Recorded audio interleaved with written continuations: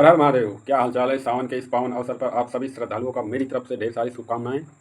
और इस एक महीने में महादेव की पूजा आराधना आप सभी लोग कर रहे होंगे, लेकिन इस पूजा आराधना के बीच मैं आपको कुछ चीज़ें ऐसी बताने वाला हूँ जिसको आप जानकर बिल्कुल हैरान हो जाएंगे। वो चीज़ें ये हैं कि आखिर हु इज महादेव, महादेव आखिर कौन थे। सबसे बढ़िया क्वेश्चन, महादेव कौन थे, महादेव हैं या नहीं हैं, शिव कैसे नाम पड़ा, भोला कैसे आए, तीसरी नेत्र का रहस्य क्या है, डमरू का रहस्य क्या है, त्रिशूल का रहस्य क्या है। वो महादेव का एक ऐसा परिवार जहाँ पर सांप भी है और सांप को खाने के लिए वहाँ चूहा भी है। चूहा और सांप दोनों एक घर में रह रहे हैं, लेकिन मेरे प्यारे दोस्त, महादेव से सीखना चाहिए कि अगर उनके घर में चूहा और सांप एक साथ हैं तो हमारे यहाँ इतनी विडंबना क्यों। एक भाई भाई क्यों नहीं रह पा रहा है। शादी के बाद ऊट पटांग शुरू हो जाता है, शादी के पहले वाह तू मेरा भाई है। एक घर में, उस महादेव के घर में जहाँ पर उनके पुत्र कार्तिकेय और पुत्र गणेश जी के दोनों की सवारी देखा जाए तो कार्तिकेय का जो सवारी है वो मोर यानी सांप खाने वाला, और जो उनके गणेश जी का जो सवारी है वो चूहा यानी कि चूहा, और उधर सांप जो है जो शंकर जी के गले में है। तो ये तीनों चीज़ें एक साथ एग्जिस्ट कैसे कर रही हैं। सबसे रहस्यमय चीज़ है कि उस महादेव के इस घर में, इस परिवार में इतनी सारी विडंबनाएं कैसे, जिसके गले में सांप बैठता हो, कंठ में जहर हो और तीसरी आंख यानी नेत्र हो, इन सब का रहस्य क्या है। क्या आप कभी जान पाए इन सब की चीज़ों का।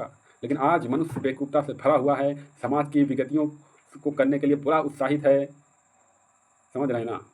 तो मैं इस सावन के अवसर पर आज मैं महादेव के उन कैरेक्टरों का वर्णन करने वाला हूँ जो आप जानकर भी बड़ा ताजुब मानेंगे। तो सबसे पहले ये बताइए, क्या इस धरती पर महादेव है भी कि नहीं। कोई प्रमाण आपके पास है, कोई एविडेंस आपके पास है। या वो लोग जो ये कहते हैं कि महादेव नहीं है, शिव नहीं है, भोला नहीं है, शंकर नहीं है, क्या उनके पास कोई एविडेंस है कि महादेव नहीं है। दोनों तार्किक क्वेश्चन है, समझ रहे हैं ना।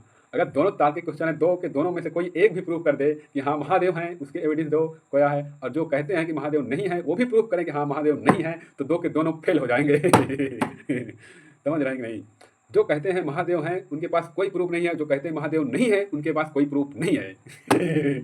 ये है रहस्य महादेव की कि तुम कहोगे महादेव हैं तब भी पूर्ण रूप से कहा नहीं माना जाएगा, और तुम कहोगे महादेव नहीं है तब भी पूर्ण रूप से सार्वजनिक सत्य है ही नहीं। क्योंकि महादेव एक ऐसी स्थिति है, एक ऐसा स्थान यानी एक ऐसी पोजीशन है जो हर व्यक्ति महादेव को वह रूप प्राप्त कर सकता है जिसका रंग रूप आकार धर्म आज से कोई नाता नहीं है। अच्छा, एक चीज़ मैं आपको ये बताना चाहता हूँ, क्या हिंदू धर्म ने महादेव को अपनाया या महादेव ने हिंदू धर्म को अपनाया। आप इसका जवाब दीजिए। क्या महादेव ने हिंदू धर्म को अपनाया या हिंदू ने महादेव को अपनाया। मेरे प्यारे दोस्त, अगर तुम ये जानोगे तो आपको लगेगा कि वास्तव में ये सत्य है कि असत्य है। हिंदू धर्म का महादेव से कोई संबंध नहीं रहा, लेकिन हिंदू ने महादेव को अपनाया, महादेव ने हिंदू धर्म को नहीं अपनाया। हिंदू धर्म ने महादेव को अपनाया, उसके ढेर सारे कारण हैं। जिस तरह से मैं ये बता रहा हूँ कि उस महादेव भगवान के घर में इतनी सारी असमताएं हैं, तब भी सब चीज़ एक साथ एग्जिस्ट कर रही है, ठीक उसी तरह हमें भी एग्जिस्ट करना चाहिए। मतलब कि फैमिली में बाउंडेशन कैसा है, बंधन कैसा है, इस बात पर डिपेंड करता है। इसलिए हिंदू धर्म ने महादेव को अपनाया कि एक ही घर में सांप है, एक ही घर में चूहा है और एक ही घर में मोर है। जानने वाली बात है। और जानने वाली बात है, उस घर में जो देवी है पार्वती, उसका भी अदिव्य रूप है कि एक ऐसे अघोरी अवघर शादी की जिसका कोई नाम पता नहीं था, मात्र प्रेमवश पतिव्रता, ये सब देखने को है। लेकिन आज समाज में क्या फैला हुआ है। महादेव से ये सीखना चाहिए। हमें महादेव की पूजा ना करें चलेगा, लेकिन महादेव जैसा बनने की कोशिश हर एक व्यक्ति को करना चाहिए। महादेव एग्जिस्ट करते हैं कि नहीं करते हैं ये तो किसी को नहीं पता है, लेकिन महादेव जैसा बनने के लिए सबको तत्पर रहना चाहिए। ये होना चाहिए समाज में, तभी समाज का विकास हो सकता है। हमें आज महादेव के नाम पर बेवकूफ़ बनाया जाता है, तो उससे आप बचिए। जो ये कहते हैं ना कि एक चिलम मारो हर हर महादेव बोलो, क्या आपने सोचा है महादेव के जैसा आपके अंदर गुण है जो एक चिलम मार रहे हो। बताओ, एक भी पात्रता उनके जैसा हो तो बताओ। नहीं है आपके अंदर, और उनके नाम पर इतना सारा विडंबना क्यों फैला रहे हो। बताइए, क्या महादेव जैसा आपके अंदर कुछ भी है ऐसा जिसे आप महादेव के भक्त कहलाते हो। बताइए। मतलब कि वो एक ऐसे महान तपस्वी व्यक्ति रहे होंगे जिनके आसपास इर्द गिर्द जितनी भी सारी चीज़ें हैं वो सब अनसैचुरेटेड रही होंगी, असममित जिसको बोलते हैं, अस्त व्यस्त। उनको देखने से आपको पता नहीं चलता, उनके सारे ढांचे से पता चल जाता है कि कितना अस्त व्यस्त चीज़ें होने के बाद भी सब शांत हैं। अच्छे ढंग से सब चीज़ें चल रही हैं। लेकिन आज की लाइफ क्या है? कोई नहीं है।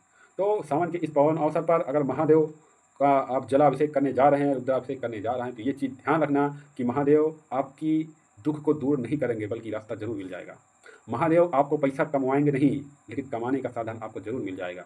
मेहनत आपको करना है, कर्म आपको करना है, आपका कर्म ही महादेव बनेगा, आपका कर्म ही जलाभिषेक बनेगा, आपका कर्म ही रुद्राभिषेक बनेगा, आपका कर्म ही मंदिर बनेगा, आपका कर्म ही आशीर्वाद बनेगा। क्योंकि इस कर्म का संबंध कर्ता से है। कर्ता कौन है? आप हो, समझे? कर्ता कौन है? आप हो। अभी रुकिएगा, अब आप कौन हो? आपके अंदर क्या है?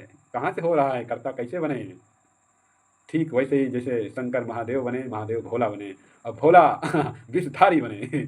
विषधारी यानी सांप को रखने वाले, विषधार नहीं, विष को पीने वाले, सॉरी, समझ रहे हैं ना? यानी कि कर्ता, कर्म, इन सब का बहुत महत्वपूर्ण आपस में सामंजस्य है। ठीक वैसे ही जैसे महादेव का तीसरी नेत्र से है। तीसरी नेत्र का ये अर्थ नहीं है कि वो 3 है नेत्र है, भविष्य देखते होंगे, ऐसा देखते होंगे, नहीं। तीसरी नेत्र एक ऐसी नेत्र विकसित हुई है जो खुद के गुणों और अवगुणों को समझ सके और देख सके। यानी कि अपने अंदर बुराइयों को देखें, अपने अंदर नेगेटिविटी को देखें और उसका दमन कर दे। दैट इज कॉल्ड तीसरी, थर्ड आई, जिसको आप कहते हैं अपने आप को जानना। तीसरी आँख का संबंध इससे है। तो इस सावन के पावन अवसर पर आप सभी श्रद्धालुओं का मेरी तरफ से हार्दिक बधाई, और महादेव सभी लोगों का कल्याण करें। और लेकिन जो हमारा क्वेश्चन है, क्या आप ये बताइए, क्या इस संसार में महादेव एग्जिस्ट करते हैं कि नहीं करते हैं? हैं भी तो किस रूप में हैं? नहीं हैं तो किस रूप में हैं? अगर महादेव मंदिर में हैं तो वो बाहर कौन है? कैलाशपति। अगर महादेव बाहर हैं तो अंदर मंदिर में कौन है? इतने सारे शिवलिंग कहाँ से आए? क्या रहस्य है उनका? ये सब चीज़ें आप कमेंट बॉक्स में ज़रूर बताइएगा। और कैसा रहा मेरा एक्सपीरियंस, उसको भी आप शेयर कीजिए। हर हर महादेव, जय शिव शंभो। पार्वती पते नमः। हर हर महादेव।